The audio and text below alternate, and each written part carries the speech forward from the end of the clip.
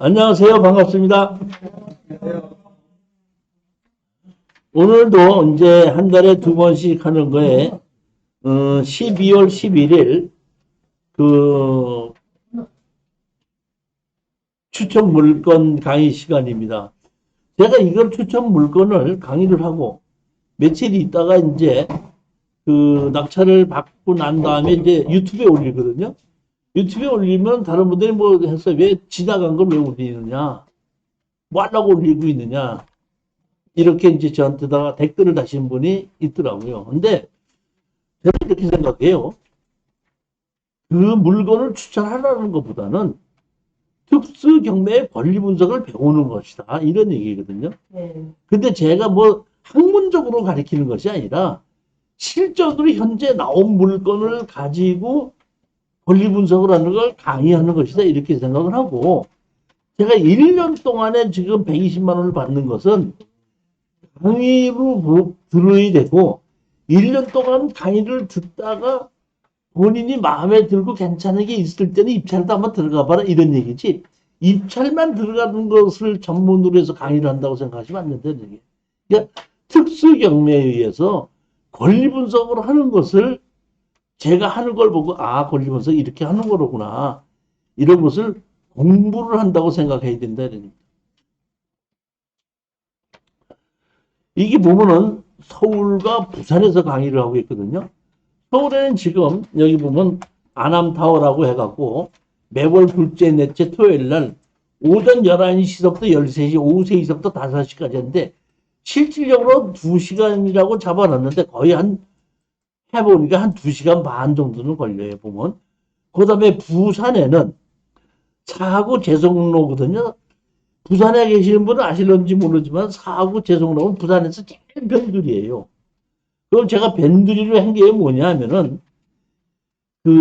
시내 가까운 데도 하다 보니까 주차장이 너무 나쁜 거야. 그러면 전철을 타고 와서 해야 되는데, 그것도 힘들고 하다 보니까 그냥 아예 변두리에 아파트 상가를 2층으로 얻어가지고 그 아파트 단지에다가 차를 세우고 들어오게끔 되는 걸로 해서 변두리에다가 얻었는데, 이거는 매월 둘째, 넷째, 서울은 토요일이잖아요. 근데 매월 둘째, 넷째 수요일이에요. 그러면은 부산보다는, 아니, 서울보다는 부산이 3일 전에 강의를 하는 거죠. 좀 빨리 하는 거죠. 그러니까 지금 대구에서 지금 오시는 분이, 서울에서 오시는 분이 이렇게 있는데, 사실은 부산에 가면은 한 4명 정도는 서울 오자고 부산에서 오신 분들도 있습니다. 대구에 보면. 그러니까 서울과 부산에서 두 군데서 강의를 한다, 이렇게 하시고, 수강 문의는 4444국에 2069로 문의를 해주시면 언제든지 제가 안내를 해드리도록 하겠습니다. 자, 12월 11일. 12월 11일이면 오늘 두 번째 주 토요일인데, 다음 번째, 네 번째 토요일은 크리스마스 날 25일이에요. 25일도 크리스마스 날이지만은 그대로 이 강의는 진행을 하도록 하고, 크리스마스 날이라고 해서 오기 어려우신 분들은 그냥 동영상으로 들으시면 됩니다. 자, 경기도 평택시 토지 건물 전체 매각이 있는데, 우리 계신 분들은 지금 부동산을 투자의 목적으로 사시는 거죠. 맞아요? 그럼 투자의 목적으로 산다면 팔아야 되는 거죠. 그러니까 우리는 제일 첫 번째, 부동산을 사는 목적이 뭐를 하기 위해서 산다? 팔기 위해서 산다. 그러면 내가 사기 전에 이것을 샀을 때는 누구한테 어떤 식으로 팔겠다는 것이 먼저 머릿속에 들어가야 되는 거예요. 부동산으로 수익을 올리기 위해서는 사는 것보다 파는 게 더 중요합니다. 아무리 싸게 사도 팔지 못하면은 그거는 돈이 안 됩니다. 제가 왜 이렇게 얘기를 하냐면은, 제가 이 경매 강의를 꽤 오래 했거든요. 한 20몇 년 했거든요. 그럼 저는 이 경매를 오랫동안 하지 않고 건축을 하던 사람이기 때문에, 옛날에 경매 강사들보다는 기본 실력이 부족했어요. 그럼 우리 경매 강좌하고 제 학원에 와서 강의하던 그 강사들이 유치권, 법정시장권 뭐 이렇게 있어서 예를 들어서 100억짜리가 30억으로 떨어지면은 수강생들을 모아가지고 공투를 해서 한 35억이나 40억 주고 사요. 얼마짜리를? 100억짜리. 그러면 사고 한 20 몇 억 정도는 대출을 받아요. 그러니까 한 10억 정도는 공투로 돈을 집어넣죠. 근데 한 1년 있으면 그 강사가 감옥소 가거든. 감옥소 가요? 감옥소 가요. 왜? 유치권, 법정시장권 다 해결을 해서 100억짜리를 40억에 산 거는 맞아요. 근데 그 회사는 왜 가냐면 팔지를 못해. 팔지를 못하는 거예요. 그러니까 사는 것은 할 줄 알아도 팔지를 못하기 때문에 문제가 생기는 거거든요. 그러니까 내가 그런 것을 여러 번 봤을 때, 아, 사는 것보다는 하는 것이 중요하다. 그러니까 제가 보면 제가 지금 여기에 하는 것은 사는 방법을 가르쳐 주는 것보다도 파는 방법을 가르쳐 주는 거예요. 그러니까 팔 자신이 있을 때 살아야 되는 얘기예요. 파는 방법은 크게 세 가지입니다. 제일 첫 번째, 내가 산 부동산을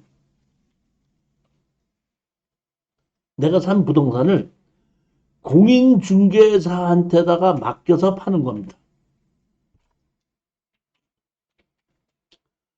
두 번째 파는 방법입니다. 두 번째 파는 방법인데, 우리가 이제 그 소송을 한다 그러면, 이렇게 소송이라는 것이 형성소송이 있고 이행소송으로 이렇게 크게 두 가지로 나눕니다. 뭐라고요? 형성소송과 이행소송. 이행소송은 네가 나한테 돈을 빌려갔으니까 갚아라, 이행해라. 그리고 이행해라 할 때는 입증 자료가 필요한 겁니다. 그 입증 자료를 제출하면 판사님이 갚으라고 하라고 판결을 내려주는 거예요. 그런데 형성소송이다. 형성소송. 지금 형제 있죠? 네. 그럼 상속받으면 둘이 같이 갖고 있죠, 형제하고. 그 둘이만 갖고 있으면 되는데 마누라가 있으면 마누라끼리도 같이 갖고 있죠. 그러면 동서끼리 사이가 나쁘면 그걸 사이좋게 그 상속받은 부동산 사이좋게 관리를 해야 돼. 둘이 네가 갖든지 내가 갖든지 해달라 해. 사이좋게. 다시 말하면 이게 무슨 얘기냐면 부동산의 관제가 복잡하게 형성되어 있는 것을 푸는 겁니다. 그러니까 형성이 복잡하게 되기 때문에 팔지 못하는 것을 형성이 복잡하게 되는 걸 사갖고 형성을 풀어갖고 파는 거예요. 그러면 형성을 풀어갖고 파는 방법이 같이 지분을 갖고 있으니까 상대편이 사면 돼. 아니면 내가 사면 돼. 그렇죠? 그럼 같이 갖고 있던 게 형성이 풀리잖아요. 그럼 너도 안 사고 나도 못 산다. 그럼 한꺼번에 다 팔아서 돈을 나누자. 그러니까 그렇게 해서 그 형성이 복잡하게 형성된 것을 풀어서 파는 겁니다. 이해가셨죠? 그러니까 두 번째는 그렇게 당사자와 협상을 해서 판다는 방법이에요. 세 번째, 협상이 안 되니까 어떻게 한다?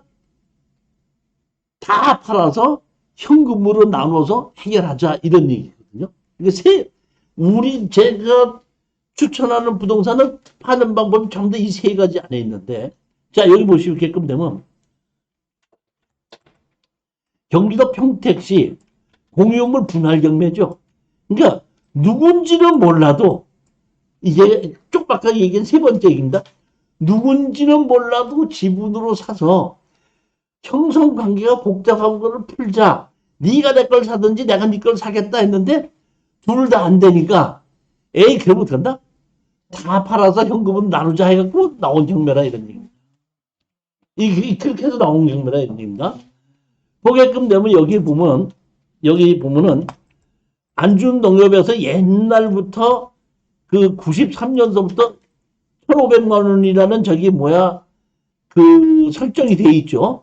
그러다 보니까 여기에 있는 사람이 2011년에 입주를 했어도 기준권리보다 늦기 때문에 여기는 보면 뭐는 없어? 대항력은 없습니다. 자, 한번 보시게끔 되면 유경순, 유길선하고 누구하고 상속을 받은 거예요. 한껏 받았는데 보게끔 되면 여기 보면은 이 박복주라는 사람이 있는데 그 사람이 뭐 하다 보니까 경매로 해갖고 강제경매 결정을 해갖고 장관철이가 어떻게 한다? 사가지고 장관철이가 3분의 1 지분을 갖고 있는 거예요.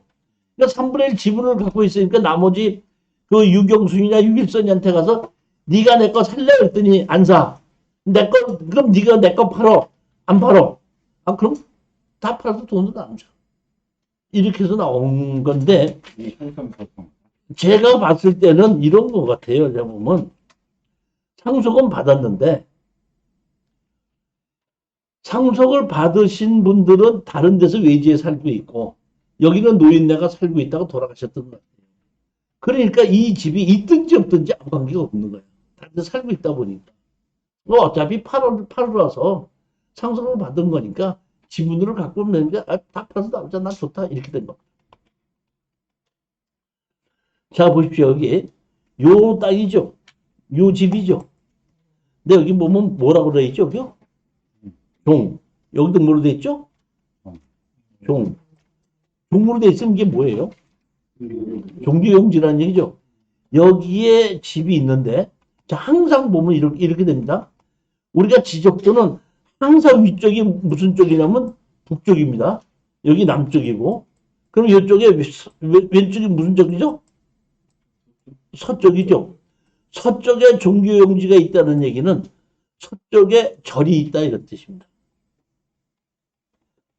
용도 지역이 자연 취락지구죠. 자연 취락지구는 제가 뭐라 그랬죠? 일종 일반 주거지역과 같다 그랬죠.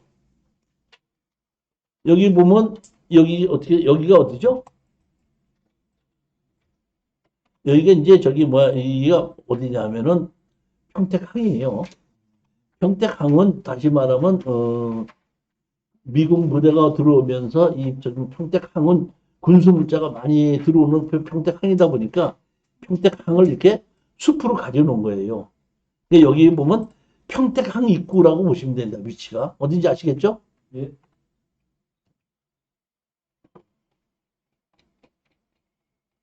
여기 감정평가사가 찍은 사진인데 제가 보면 깨끗하게 정리를 해놨죠. 제가 보기엔 여기에 살고 계시던 어머니나 누가 돌아가시고 집이 비어있는 거고 상속자들 3명은 이 집에서 살지 않고 다른 곳에 살고 있거든요. 그러니까 이 집에 대해서 미련이 없는 거예요. 다른 집에 살고 있기 때문에. 살리려고 애쓰지 않다 보니까 그 중에 한 형제가 빚을 져서 경매로 나오다 보니까 빚으로 그냥 다른 사람이 가져갔어도 그걸 내가 다시 만약 부모가 살아계시다 그러면 이 집에서 살아계시다 그러면 다시 잡아서 그 노인네가 살 때까지 줘야 되지만은 살아계시지 않다 보니까 있을 필요가 없다 이런 얘기죠. 그렇지 않으면 아까 요양병원에 가셨다든지 미련 없다 이런 얘기죠. 그렇기 때문에 이렇게 깨끗이 정리해놓고 비어있는 집이기 때문에 낙찰받아도 아무 문제가 없다. 그런데 여기 보면 소나무가 많죠. 이 소나무가 얼마짜리 소나무 같아? 이 소나무 좀 비싼 소나무 아닌가? 저런 형태는 그게 비싸지는 않습니다. 그래요? 네. 그래도 하여튼 이 뒤로 나온 경매로 나온 집 앞에 이렇게 소나무가 있으면 좋은 거예요, 나쁜 거예요? 좋아요. 내 마당에 있어야 돼? 내가 보는 곳에 있어야 돼? 그런 거지. 그러면 내가 아파트 사는데 강이 내 거여야 돼? 내가 보는 강이 보여야 돼? 왜? 대답을 그렇지. 이게 앞에 내가 왜 이렇게 소나무가 있다고 봤더니 이게 종교용지 안에 옆에 네. 그 담장 근처에다가 그 절에서 심어놓은 소나무야. 예. 그래서 이쪽에서 바라보면 이렇게 소나무가 보이더라 이런 얘기입니다. 저는 사실은 여기가 이게 전부 다 이게 절입니다. 절. 그리고 이 안쪽으로가 안쪽으로가 평택항이에요. 이해가셨죠? 어딘지? 그렇게 해놓고 여기에 이렇게 집이 있는데 사실 이거 이렇게 보고 저는 이런 생각도 했어요. 저는 뭐 어디에 살든지 아무 살든 부산에 살든지 대구에 살든지 어디 살든지 아무 상관이 없거든. 왜냐면 우리 애들 다 시집 가고 장가 가고 우리 집사람하고 나하고 둘이 사는데 어디 가서 살면 못돼. 이 집을 사놓고 이사 가서 한 2년만 살고 있으면 한 1억은 벌겠다, 이런 생각을 했어요. 이 집 가서 한 2, 3년을 살다가, 팔리면 팔리고, 안 팔리면 말고. 일로 가서.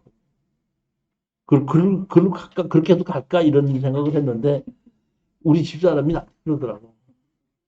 여보, 이제 이사 그만 다니자.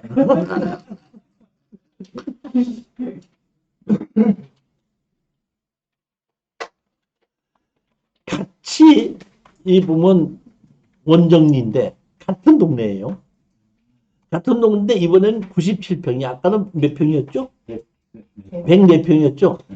조금 작은데, 이것도 토지 건물 전체인데, 아까는 1억 4천 얼마까지였는데, 이건 1억 8,200이요. 더 비싸죠? 네.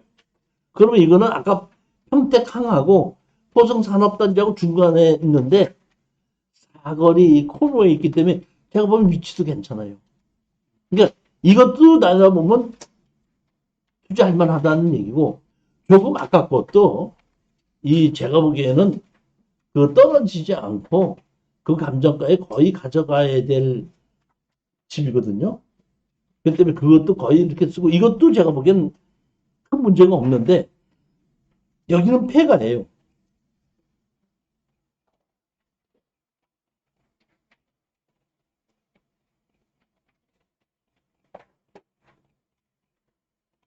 아까도 여기 옆에 썼죠? 여기로 막 하기 때문에 조금 더 승산업자는 조금 나왔어. 같은 동네예요. 같은 동네인데 이렇게 폐가거든요. 폐가잖아요. 이건 제가 보면 낙찰을 받아서 요새 종부세 뭐 이렇게 하기 때문에 이 지분을 갖고 있으면 안 되기 때문에 이거 바로 멸실 신고를 해서 없애버리고 대지를 딱 만들어 놓고 가지고 있다가 팔면 딱 맞을 것 같습니다. 이거는 건물이 있어도 폐 건물인데 종부세 매길 때는 폐 건물이니까 안 매겨. 그래도 매겨. 매겨. 매겨. 매겨. 제가 보면 여기도 투자 가치가 있는 곳이다. 평택이라는 곳은 가치가 있다.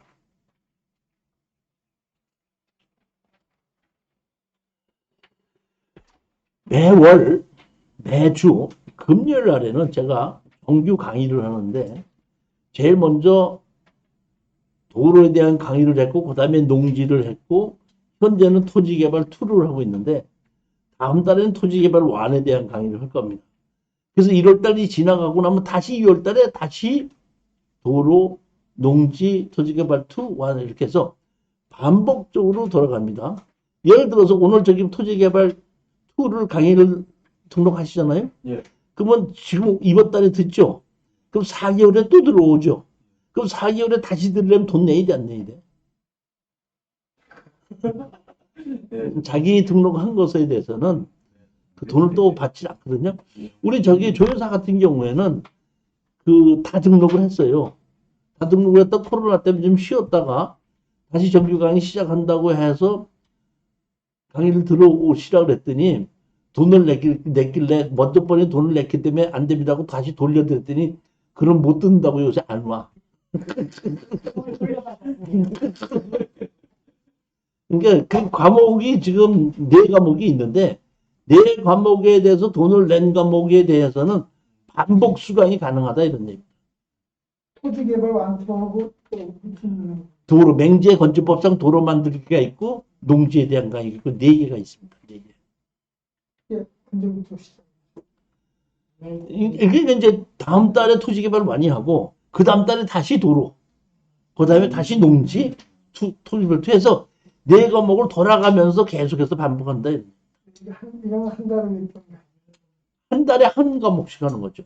한달 강의 시간이 강의 시간이 오후 3시부터 5시까지. 일주일 매주 금요일.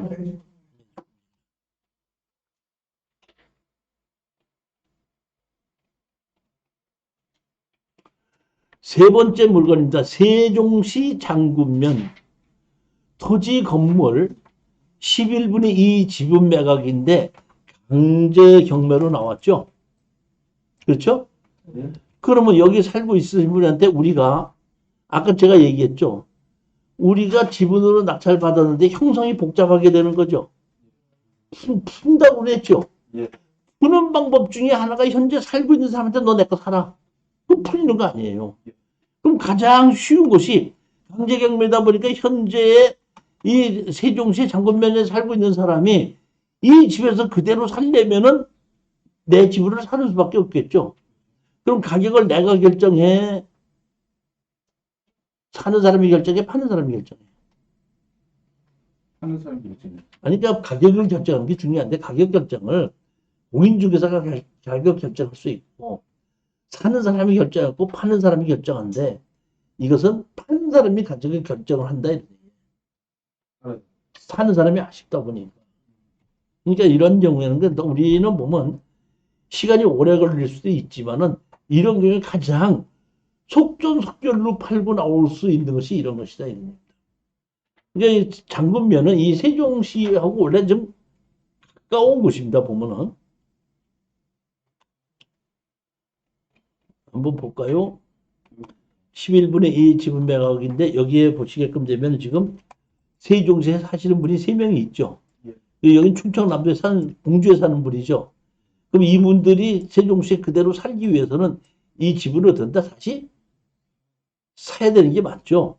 여기서 이분도 제가 보기엔 이분은 어머니 같아요. 어머니도 세종시에 같이 살고 있잖아요. 그럼 이 형제들이 다 협심해서 이거를 다시 지분을 사야지만이 이 집에서 그대로 보존하고 하기 때문에 이거는 아까 제가 보면 형성이 복잡하게 된 거 아니에요. 그러니까 자기네 형제들끼리 상속을 받았을 때는 크게 복잡하지 않지만은 제3자가 지금 끼어들게끔 되면 형성이 복잡하게 되는 거죠. 그러면 그 사람들이 할 수 있는 것은 현재 있는 우리 낙찰자하고 협작을 해서 자기가 다시 사가는 방법밖에 없대요. 그러니까 이런 경우는 가장 빨리 수익 자체는 좀 적어도 가장 빨리 팔고 빠져나올 수 있는 것이다. 18살 되는 거예요. 응? 18살에 낳았대. 4년 되니까 또 그것까지 또 계산을 하고 있습니다. 장군면이면은 여기 세종시 지금 새로 만드는 곳에서 가장 가까운 곳이에요.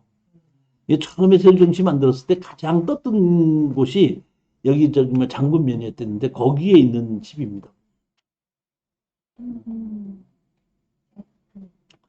집 자체도 그렇게 깔끔해 보이죠? 네.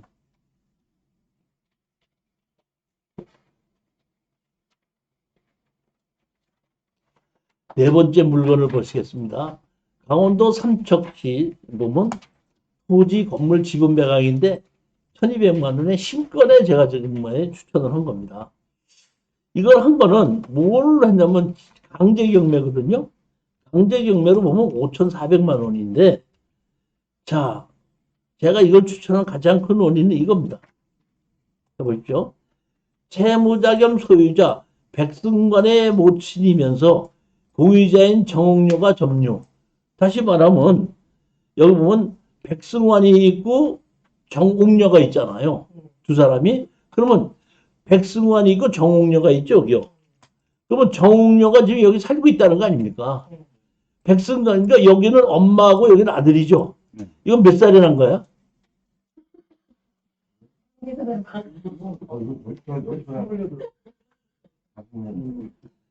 하여튼 별걸 계산은 다 안 되니까. 뭐.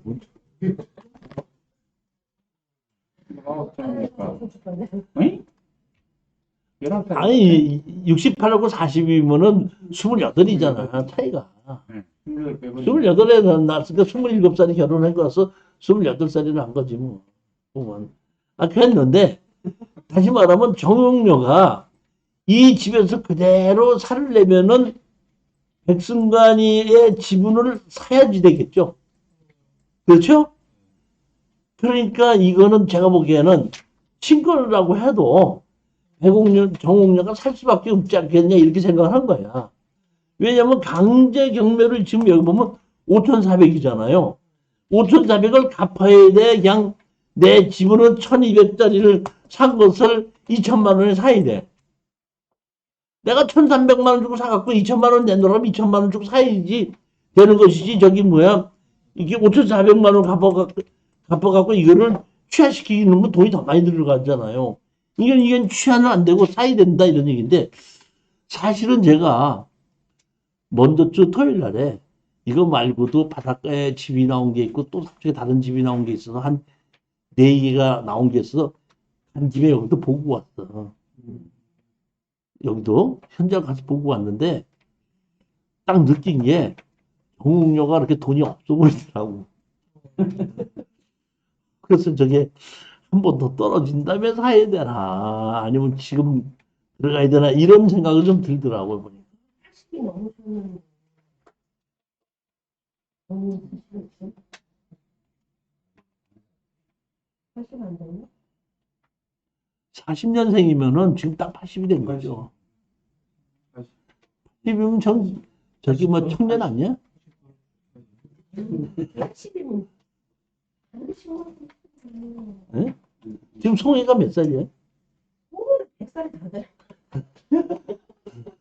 그 양반은 별종이에요, 별종. 그 양반을 다 비교하면 어떡해. 제가 이게 가서 봤는데 집이 아주 그 보면 하고 단점이 뭐냐면 도로에 이렇게 삼거리 도로에는 붙어 있는데 이 도로에를 담장이 또 허물어서 주차를 좀 시켜 들어갈 자리가 있으면 좋겠는데 그런 자리가 없더라고. 꽉 찼어 집이. 땅이 좀 좁다 이런 뜻이죠. 그러네. 그래서 그런 면으로 봤을 때에 좀 한 번 더 떨어진 다음에 들어가야 될 것 같은 생각도 들어요. 그래서 이건 좀 조심해야 될 것 같아요. 서류상으로 보면 정욱녀가 반드시 사야 되는데 정욱녀가 안 사는 게 아니라 못 살 수도 있잖아. 돈이 없어. 더 떨어져 갔다는 무슨 얘기야. 5번째 서귀포의 물건인데 저기 뭐야 우리 저기 뭐야 얘기하세요. 아버지 이번에 그 서귀포 물건은 내가 입찰 들어갈 테니까 돈하고 뭐 서류하고 다 주십시오. 갔다 오라고 이거. 아, 이거 네. 서귀포시 안동면 토지만 매각입니다. 그래서 보면은 4억 3,200이 변경이 됐다가 다시 4억 3,200에 신권으로 나온 거예요. 신권으로 나온 걸 제가 그대로 추천한 겁니다. 여기 보시면은 임의 경매로 이형섭이라는 사람이 5억을 청구를 했습니다. 근데 건물은 하지 않고 뭐만 했어요? 거짓말. 1번에 근서장 설정이 하원 새마을 공고가 있죠. 그 다음에 2번이 이형섭이인데 이형섭이가 청구한 겁니다. 건물은 제외죠.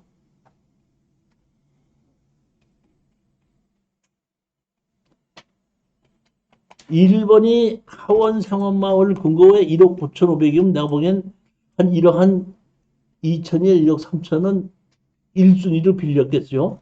그 다음에 이형섭이가 2순위로 5억입니다. 건축물 관리장이 있죠, 여기요. 누구라면 오정숙이 이름으로 되어 있습니다. 그리고 여기 보시게 되면 허가하고 나온 것이 2016년도에 나온 겁니다.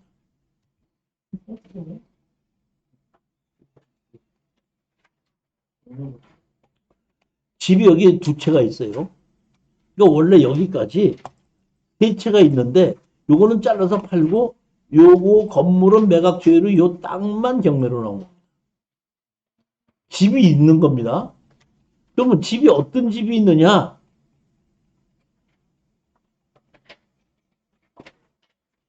이런 집이 2채가 있어요. 여기 이런 집이 하나가 있고 이런 집이 하나가 있고. 그래서 제가 봤더니 이게 왜 이렇게 된다고 봤더니 이렇게 된 겁니다. 이 오종섭이라는 사람이 아까 돈을 빌려줬죠? 돈을 빌려줬는데 돈을 빌려줄 때는 여기 토지죠? 이 형섭이가 돈을 빌려줬죠? 그렇죠? 맞죠? 그럼 여기에 돈을 빌려줄 때는 여기가 언제냐면 2020년도에 저기 뭐야 그 이미 개시 결정을 했고 돈을 빌려준 거는 2016년도에 빌려줬죠. 그렇잖아요. 4.13을 2018년에 빌려줬죠. 그런데 여기 등기부 등본을 보게끔 되면은 소유자가 오종석이로 등자가 돼 있죠. 아까 건축물 관리장에 오종석이 돼 있죠.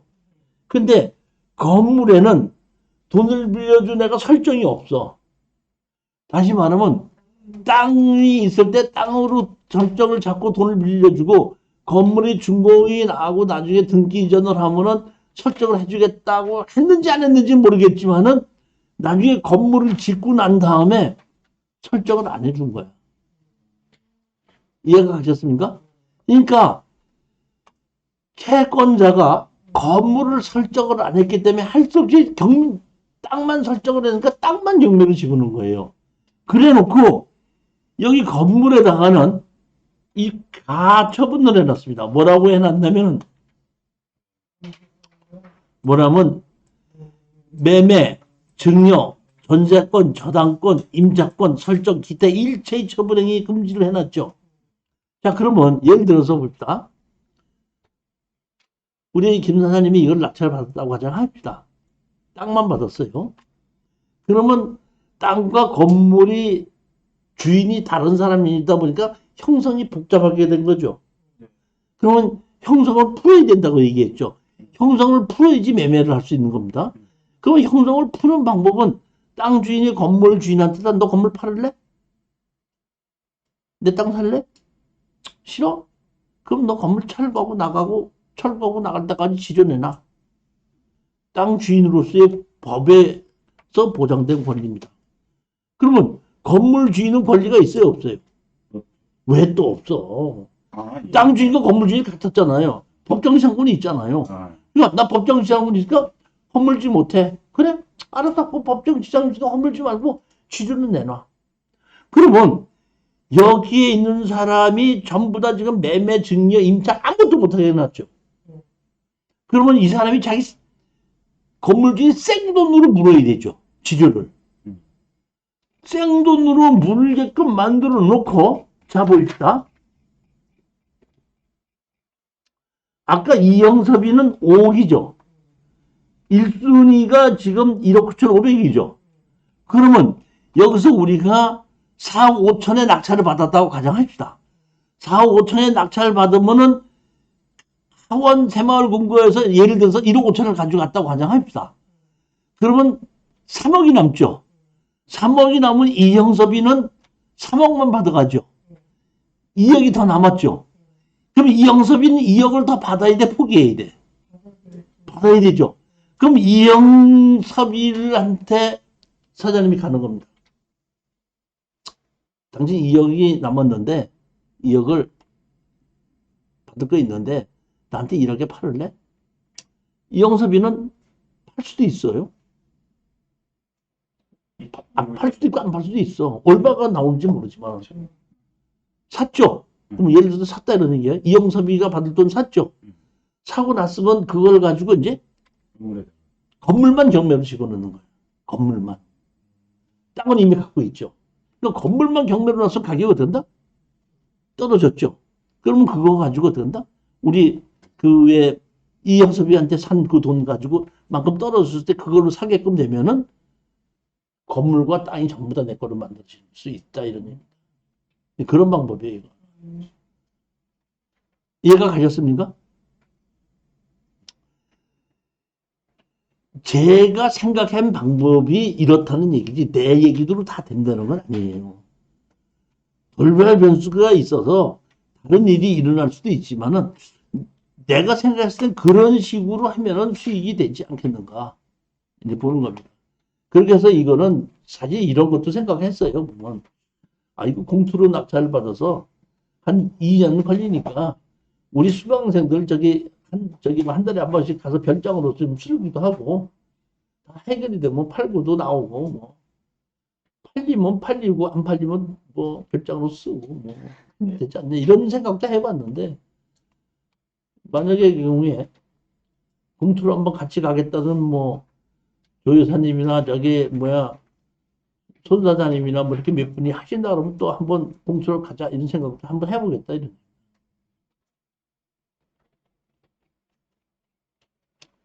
이게 보면 경매로 해서 싸게 해서 살 수 있는 것도 있지만은 이 제주도는 지금 계속해서 상승을 하거든요.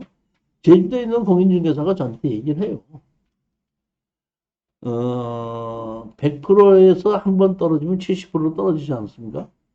70% 떨어지면 한 85% 정도쯤에 낙찰을 받아갖고 거의 감정가대로 가격이 형성된다고 보고 한 2년만 기다리면 다시 한 15%가 올라가면 실질적으로 거래 가능 가격하고 먼저 번에 낙찰 받은 게 하고 한 30%가 차이가 나요. 그러면 그때 팔고 나오면은 등기 이전 비용 취등록세 내고도 조금 돈이 생깁니다. 이런 얘기는 무슨 얘기냐면 제주도는 계속적으로 상승하고 있다 이런 뜻이거든요.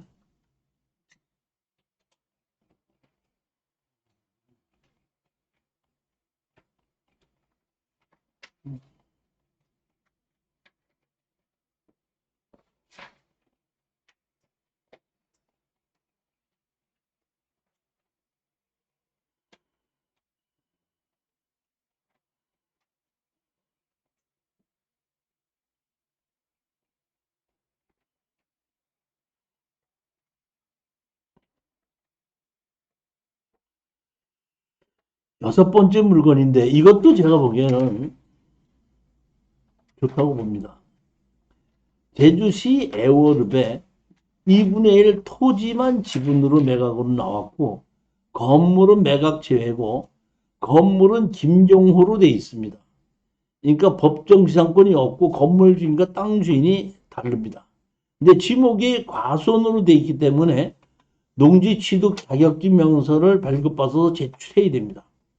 그런데 경매를 신청한 사람이 5순위가 1억 1,600, 그러니까 1,167만 6천 원 이미 신청을 했기 때문에 5순위까지 배당이 갈 정도로 낙찰을 가격이 돼야지 이 경매가 이어지는 겁니다.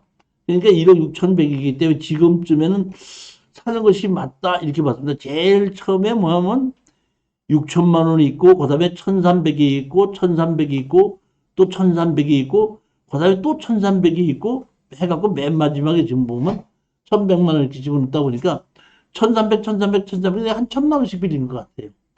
그 6천만 원은 내가 보면 한 5천만 원 빌리지 않았나. 이렇게 보면 한 8, 9천만 원 정도 빌린 게 아닌가 싶은데 희한한 게 보게끔 되면 김진 지분, 2분의 1 지분인데 설정을 형제들끼리 같이 마음에 먹으면 설정을 다 해줘, 반만 해줘.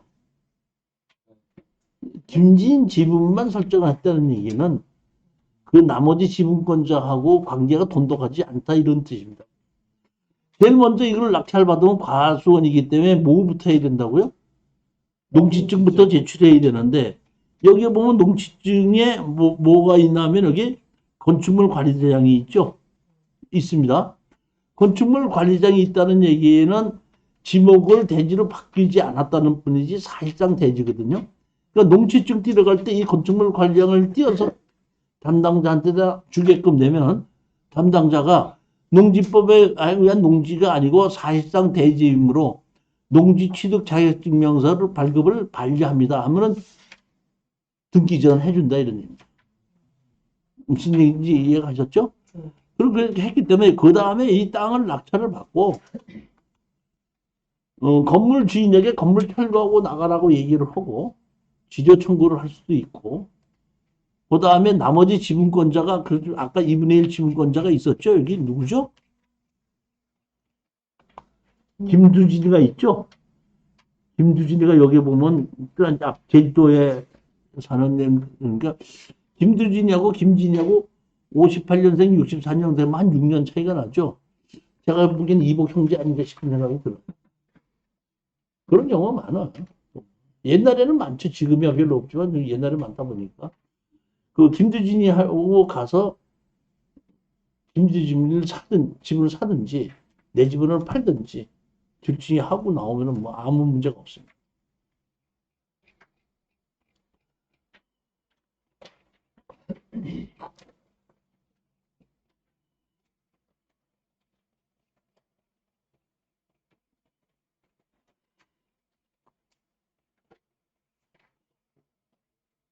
도로변 옆에 이렇게 집은 내가보면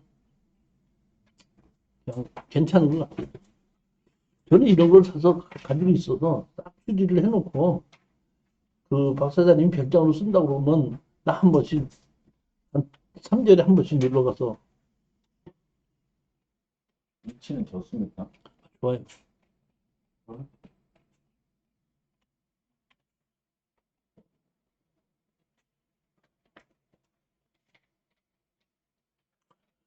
일곱 번째입니다. 부산시 동래구 아파트 2분의 1 지분 매각이고 2순위가 강제 경매로 해놓고 1순위가 8,400만 원이에요. 2순위가 공인중개사 협회예요. 그렇죠? 9,900만 원이면 제가 보기에는 우리 보면 공인중개사인가 아닌가 싶어요. 여기 주인이. 그래서 뭐 공인중개를 하다가 이제 저기 뭐야 보면은 저게 이제 중개가 잘못되면 1억 뭐 물어주는 게 있지 않습니까? 배상책임. 예, 그렇게 해놓고 이제 공인중개사 합해서 이분의 이제 지분을 경매로 집어넣은 것 같은데 1순위가 8,400이 있지 않습니까? 8,400. 그러니까 지금 얼마까지 떨어졌죠? 8,000, 그러니까 먼저 가격 가까이 써서 1순위가 8,400을 뭐 8천만 원을 빌리니 7천 얼마를 빌려준지 몰라도 1순위가 가져가고 난 다음에 2순위가 돈 10만 원이라도 가져갈 정도로 낙하게끔 되면은 이게 취하가 되지 않고 그대로 넘어오는 겁니다. 지금 보면 동래구의 온천동이면 제가 보기엔 상당히 좋은 동네거든요. 근데 이렇게 그 토지 건물 지분 매각이 두 번째는 다 낙찰을 받는데 세 번째까지 떨어질 거냐고 오래간만에 봅니다.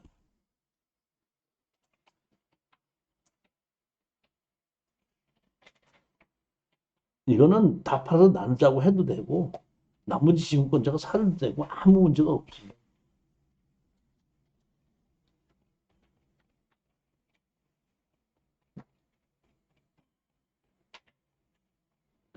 부산인 쓰시는 분한테 물어봤더니 이 아파트가 나올 아파트 같다 뭐 이렇게 얘기합니다.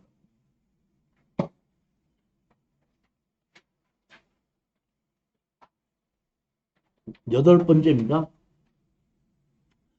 부산시 중구 초량동 근린시설 토지 건물 11분의 1 지분 매각인데 부산 중구 초량동이면 부산시 역 앞입니다. 역 앞에 이것도 강제 경매로 1,300이거든요.